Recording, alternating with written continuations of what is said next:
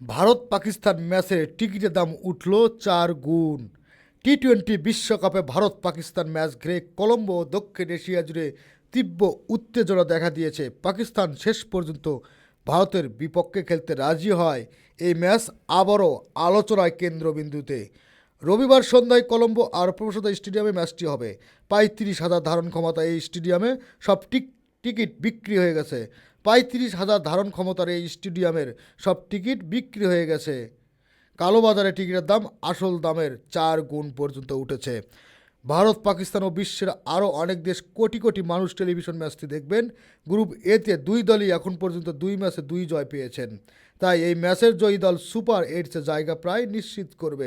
ভারত ও পাকিস্তান এখন কেবল বৈশ্বিক ও আঞ্চলিক টুর্নামেন্টে মুখোমুখি হয়, তাও নিরপেক্ষ ভেন্যুতে। সর্বশেষ টেস্ট ম্যাচ খেলেছিল প্রায় 19 বছর আগে। দুই দেশের মধ্যে দ্বিপাক্ষিক সিরিজ হয়নি 13 বছর ধরে।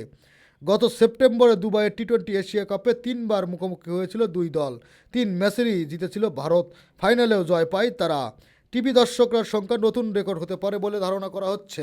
প্রায় 100 কোটির বেশি মানুষ ম্যাচটি দেখবেন, এমনও অনুমানও শোনা যাচ্ছে। তবে আন্তর্জাতিক ক্রিকেট কাউন্সিলের তথ্য অনুযায়ী সবচেয়ে বেশি দর্শক ছিল 2011 সালের 50 ওভারের বিশ্বকাপ ফাইনালে মুম্বাইয়ের ভারতের বিপক্ষে শ্রীলঙ্কার সেই ম্যাচে 558 মিলিয়ন দর্শক ছিল। ওই টুর্নামেন্টে ভারত পাকিস্তান সেমিফাইনালে দেখছিল 495 মিলিয়ন মানুষ।